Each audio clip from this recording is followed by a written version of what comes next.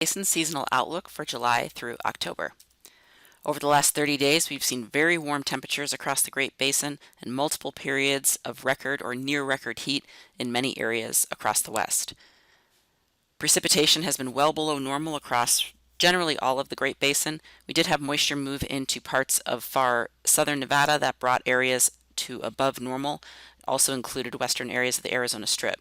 Otherwise, we did have a couple of pulses of pre-monsoon moisture in June. The most recent was at the very end of the month, with packed a little bit more moisture, especially across parts of Utah and southern areas of the Great Basin. However, further north, still very dry conditions across much of Idaho into northern and western Nevada. Since the beginning of the water year, October 1st, still well below normal precipitation across really all of the Great Basin. The area over parts of north central Nevada that was near normal was really from winter precipitation in a large storm at the end of January, early February. Also some precipitation later in the spring. Otherwise, well below normal conditions. Currently, we don't have any significant large fires across the Great Basin as of June 30th. Most of these large fires in Utah and the Arizona Strip and Idaho have since quieted down. However, we are getting increases in lightning late in June going into early July, so we do expect more fire activity across the Great Basin. And you can see around the periphery of the Great Basin how that fire activity has really continued in the southwest and picked up in California and up towards parts of the Pacific Northwest and even up into the northern Rockies. Soil moisture remains very low across the region. This area shaded in the dark red is showing the lowest percentiles for soil moisture ranking for June across much of Utah into Nevada and even up into southern and central Idaho. Looking at some of our current ERC charts as of the end of June, you can see for Idaho the ERCs have continued to rise and are near or at record levels in many areas of Idaho that have been on the drier side. Further south in Utah, especially in southern and eastern Utah and areas that have received recent moisture from thunderstorm activity, ERCs have dropped significantly from the record levels we were seeing throughout much of June. However, even though these ERCs have dropped, they are still near or above the 90th percentile in many areas and really just at normal levels for what we would see this time of year prior to the monsoon developing. So again, still very dry conditions even with the recent moisture. Over western and northern Nevada, ERCs continue to climb. They have not quite reached the 90th percentile yet over western and northern Nevada, but they are certainly on the rise and approaching those levels, and currently are above normal generally across all of the Great Basin. 10-hour fuel moistures have improved over southern and eastern Utah in areas, again, that we have seen that recent moisture from thunderstorm activity, but further west and north, even over northern Utah, into western Utah, and then much of Nevada and Idaho into Wyoming, 10-hour fuel moistures are still very low. 100-hour fuel moistures have also come up across Utah, but are still in the 6th to 10th percentile, so they're still quite low, but the driest conditions certainly are across Nevada into western Idaho. And 1,000-hour fuel moisture, even in the south that we've seen that moisture, really hasn't taken hold yet and been consistent enough to really affect the 1,000-hour fuel moistures in the far south. So we're still seeing very dry conditions in our mid and upper elevations for the southern half of the Great Basin. Conditions further north continue to dry out, and even timber areas up in parts of Idaho and Wyoming are still very dry and able to support fire, even though all of the fuels haven't completely cured in the far north. Looking at the evaporative demand drought index for the last 2 weeks with our most recent heat wave at the end of June. Again, this was the third period of near or at record heat for parts of the Great Basin. So as of late June, you can see how dry things have gotten over southern and eastern Nevada, into northern Utah, and up into Idaho and Wyoming. This evaporative demand drought index is more indicative of flash drought. So again, this is showing where our conditions have significantly dried just in the last couple of weeks. Looking at the longer term drought monitor, you can see the image on the left here shows still exceptional drought over the southern half of the Great Basin with severe to extreme drought over many other areas of Nevada and Utah. Even up into Idaho, we're still seeing that generally severe drought in many areas, but even some areas of extreme drought developing in south central Idaho. Looking at the drought outlook, the image on the right shows that we are not expecting any significant improvements to the drought. We will continue to watch the moisture in the southern areas of the Great Basin, but right now the drought will either persist or intensify through the rest of the summer. We have talked about how the drought indicates what kind of a fire season we typically see across the Great Basin. For Nevada, when we are in these more significant periods of longer-term extensive drought, that is typically when we see our larger mid and high elevation fires. And you can see a slew of them listed here across all of Nevada, again, falling in these years that we've had more significant drought conditions.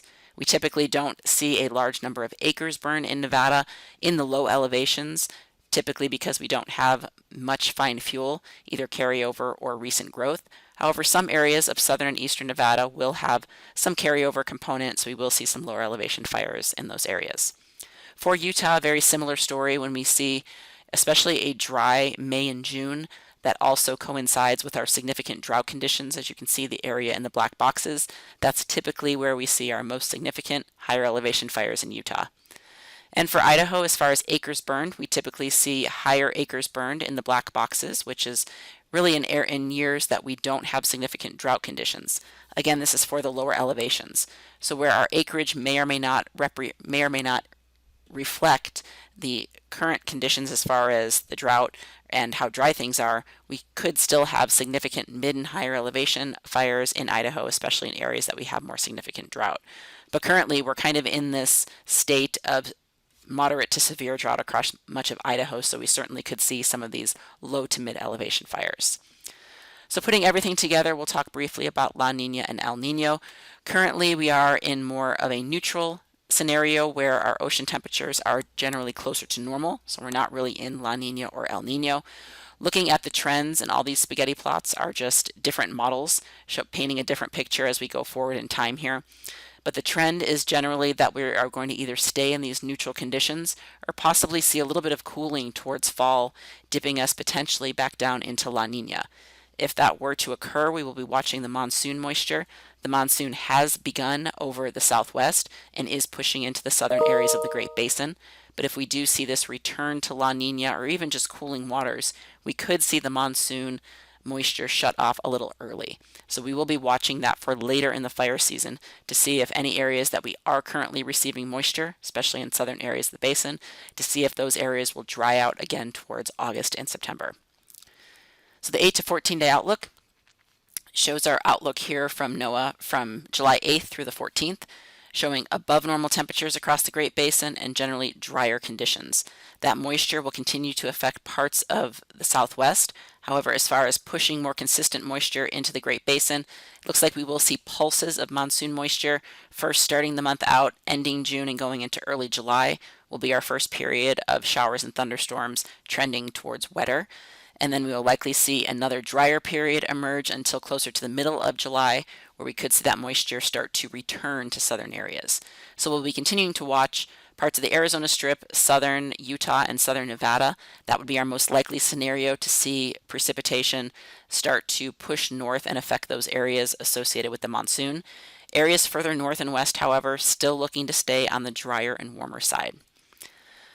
The 1 month outlook for July showing above normal temperatures really for the whole month, and then you can start to see that monsoon moisture, especially towards mid to late month, possibly return in a more continuous fashion. So we will be watching those southern areas, but it's still looking on the drier side for Idaho and into northern and western Nevada, and also into northern Utah.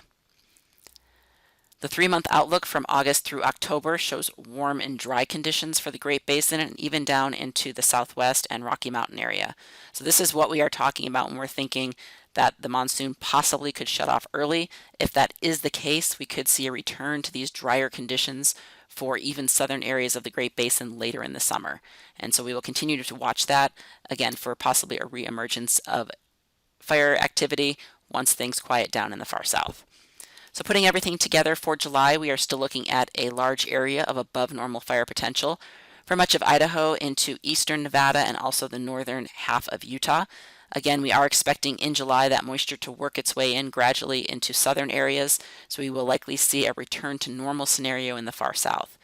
Also, the mid to higher elevations of the Sierra Front will continue to see above normal fire potential throughout July, again with those very dry timber areas and higher elevations with the severe to extreme drought.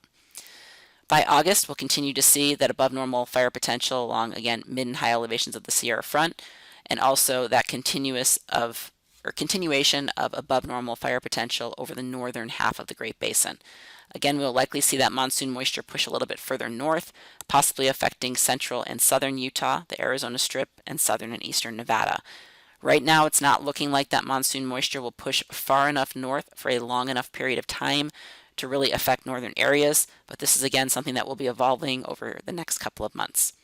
And by September, if we do see a return to warm and dry conditions with that suppression of the monsoon possibly a little bit early, continuing that above normal area up north in September, and also this above normal area could extend further south back into Utah. It just really depends on when the monsoon shuts off and what our fuel conditions look like. Otherwise, September is typically the start of our cold fronts, bringing in dry and windy conditions. So again, in the far north and over far western areas in the mid to high elevation is the biggest threat. By October, we do expect things to return to normal, probably more of a gradual trend as we get later in the season. That concludes our seasonal webcast. Check back at the beginning of next month for the most recent updates.